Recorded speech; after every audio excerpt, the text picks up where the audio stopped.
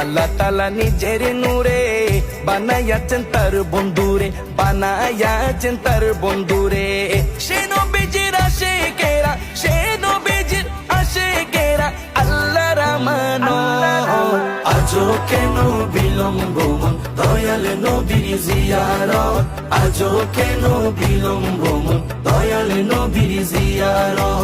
গেলে বুঝবি মদিনাটা, গেলে বুঝবি মদিনাটা আসলে জান্নাত।